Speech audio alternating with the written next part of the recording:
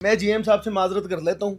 GM साहब आप बहुत बड़े हैं, वो पाकिस्तान का टॉप का यूट्यूबर है। आज मुझे फेम मिल रहा है, आज मुझे इतना मुकाम मिल रहा है रजब भाई की वजह से। बोल रही थी जी मैंने रजब भाई को देख देख के व्लॉगिंग स्टार्ट किया है और इवन के मैंने अपने हाथों से वो डिकोर वगैरह किया था। तो आप वीडियो में भी आ रहा होगा कि उसी टाइम पे वो बोल रहे थे रजब साहब आप क्या कर रहे हैं। उन्होंने बोला भी था कि बच्ची को कुछ नहीं कहना। तो बहुत ज्यादा रिक्वेस्ट की थी, इवन के मैंने हाथ भी जोड़े थे कि मुझे एक बार रजब भाई से मिलने दें। तो यहाँ पर नहीं आना, आपने व्लॉग में आना है, रजब के व्लॉग में ही आना है आपने। अस्सलाम वालेकुम नाज़रीन, मैं हूं आपका मेज़बान अली बलोच और आप देखें जीडी न्यूज़। एक शाउट आउट लेना इतना महंगा पड़ गया कि नौकरी से हाथ धो बैठे। घर के मामलात कैसे चलेंगे जी। रजब भट्ट की इतनी बड़ी फैन, मैनेजर ने मना भी किया था कि जब आपको कहा गया था कि आपने जाके रजब भट्ट का शाउट आउट नहीं लेना, और वो शाउट आउट गिले पड़ गया। जनाब अब नौकरी नहीं है, ठीक है, लेकिन प्यार है। बच्ची मेरे साथ मौजूद है जिसकी वीडियो सोशल मीडिया बहुत ज्यादा वायरल है, इसी से बात कर लेते हैं। अस्सलाम वालेकुम।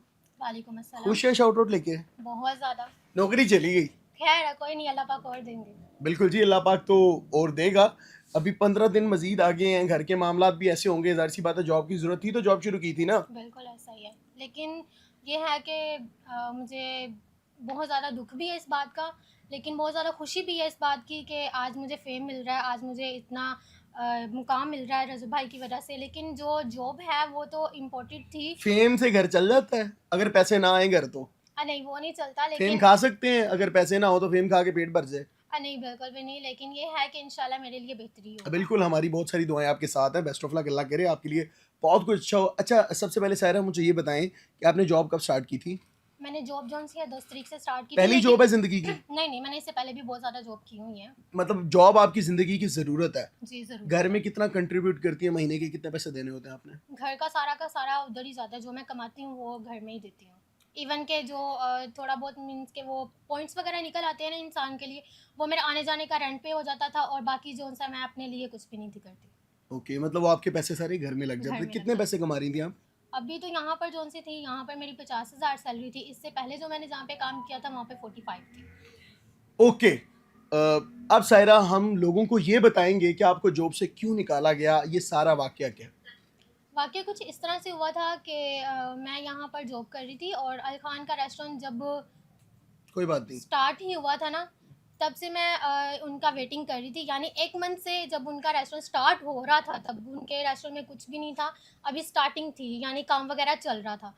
तब से मैं इंटरव्यू के लिए गई एक बार, मैंने तब उनसे रिक्वेस्ट की कि सर मुझे जॉब की ज़रूरत है। सेकंड जब मैं गई उनके पास, उन्होंने बोला कि हम सेकंड आपको इंटरव्यू पे बुलाएंगे, तब आपने आना है, तब आपको हम शॉर्ट आउट करेंगे, यानी कि किसको रखना है किसको निकालना है। तब उन्होंने मुझे बुलवाया, तब भी मैंने उनसे रिक्वेस्ट की कि सर मुझे जॉब की ज़रूरत है, प्लीज़ मुझे जॉब दे दें, आप मुझे कंटिन्यू करवा दें, क्या कि मेरा जो मंथ है वो वेस्ट ना हो, मुझे उस मंथ के पैसे मिल जाएंगे, मैं अपने घर पे दे दूँगी और वो चलता रहेगा सर्कल। तो इस तरह से काफ़ी देर मैंने उनका वेट किया। इवन कि 18 तारीख से पहले से मैं दे के आई थी इंटरव्यू, और अगले 10 तारीख को मैंने ज्वाइन किया।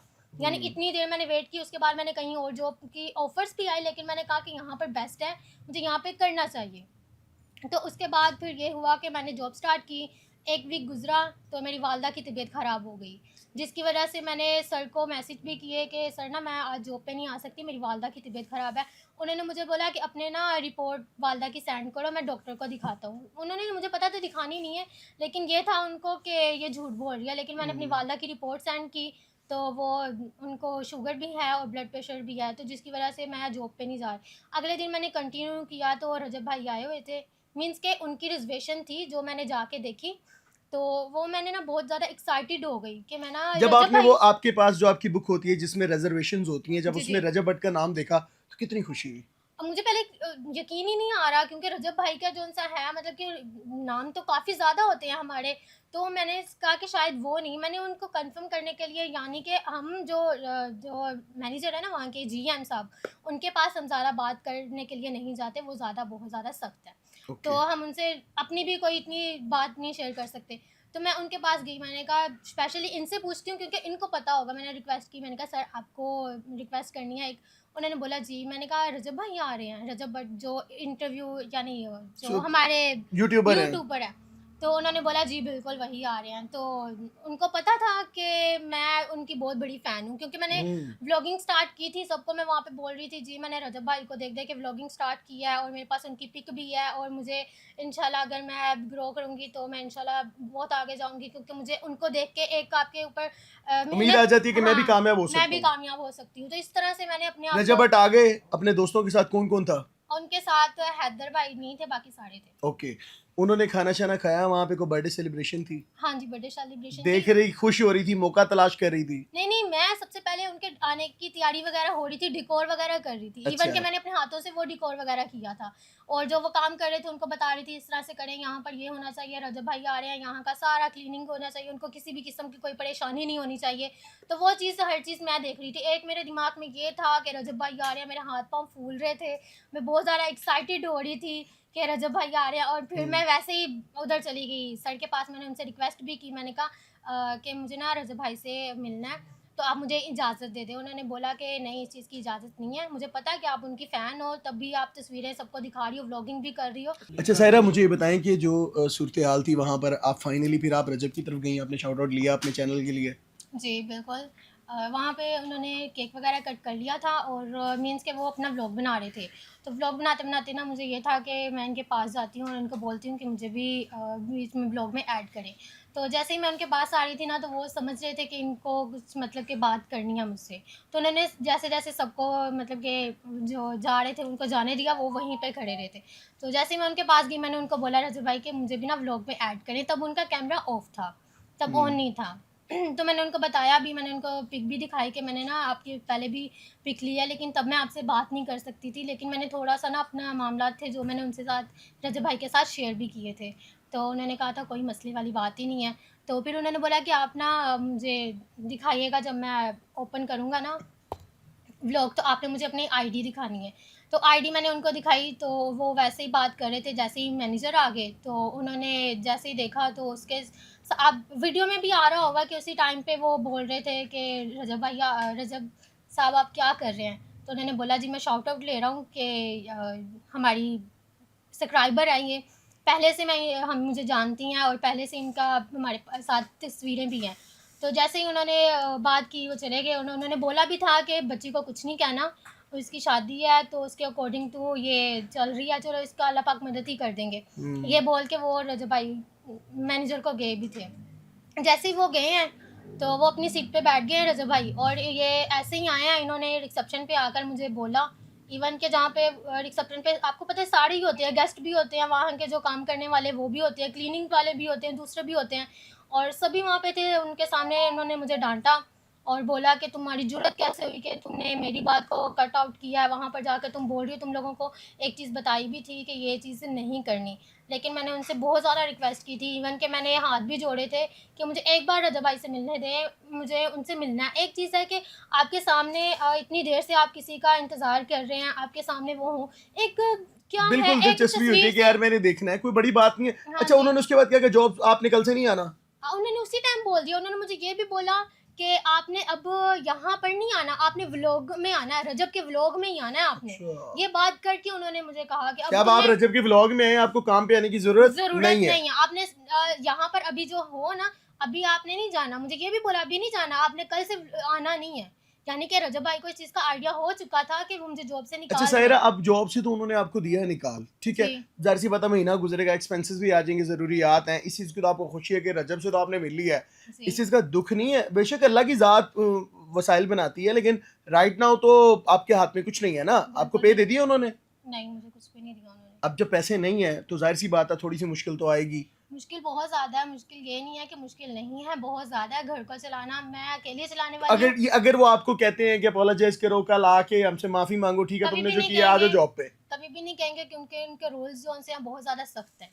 वो बहुत ज़्यादा इस चीज़ के लिए उनके रूल्स बहुत ज़्यादा सख्त हैं, वो कभी भी नहीं बोलेंगे अच्छा, कि अब मैं वापस आओ। उम्मीद करता हूँ और मैं जब कि मैं जाने लगी थी ना, हुँ। जब हमने अपनी ड्यूटी ख़त्म कर दी, उसके बाद वो खाना खा रहे थे, मैं उनका वेट कर रही थी, इवन सारी लड़कियाँ चली गई, मैं तब भी उनका वेट कर रही थी कि वो खाना खा लें, मैं एक बार फिर उनसे बात करके जाऊँगी। फिर मैं उनके पास गई, मैंने कहा, "सर कि चले मुझसे गलती हो गई, मैं अपनी गलती मान लेती हूँ, चलो मुझसे गलती हो गई, तो आप मुझे फिर भी एक बार मौका तो दे दें।" उन्होंने तब भी बोला कि, "नहीं, आप जाओ यहाँ से, मेरा टाइम वेस्ट नहीं करो।" तो जो तुमने किया है, तुमने मुझे वो कट आउट की, पता नहीं क्या उसे बोलते हैं। मुझे तुमने क्रॉस किया है, मेरी क्रॉस बात किया, को मेरी वैल्यू नहीं की। हाँ मैंने जी। तुम्हें कहा था तुम ना जाती, तुम फिर भी चली गई हो। ये एक मिनट हुआ। माइक पकड़े, आप मेरी तरफ करें। जी। ये नहीं। मैं जीएम साहब से माजरत कर लेता हूँ। जीएम साहब आप बहुत बड़े हैं, वो पाकिस्तान का टॉप का यूट्यूबर है। अगर वो कल आपको कह देना कि मेरी रात का खाना आपकी तरफ है, तो मेरे ख्याल से आप अपने सारे काम छोड़ के, जॉब छोड़ के उनके खाने की तैयारियों में लग जाएंगे। आप कहेंगे मेरी फैमिली के साथ पिक्चर्स भी ले, वो हमारे साथ टाइम भी गुजारे। अगर उसने एक बच्ची को सपोर्ट कर ही दिया है, तो मेरे ख्याल से आपका कुछ जाना नहीं चाहिए, बल्कि आपको आला जर्फी दिखानी चाहिए थी। आप इस बच्ची को कहते हैं कि बिल्कुल तुम ले लो, 2-4 मिनट ले लो, कुछ नहीं होता। इस 2-4 मिनट से अगर तुम्हारी जिंदगी तब्दील हो जाएगी तो उसका बिल्कुल अजर ऐसा आपको ही भी है। मिल जाता। तो ऐसा ये ही है। बच्ची है जिसका 5 साल छोटा भाई है और अपने घर की जिम्मेदारी संभालती है। मैनेजर साहब, जिम्मेदारी का एहसास इसको कहते हैं, कि जो अपना घर छोड़ के छोटी सी उम्र में आपके दफ्तर में आके, आपके रेस्टोरेंट में आके जॉब करती है।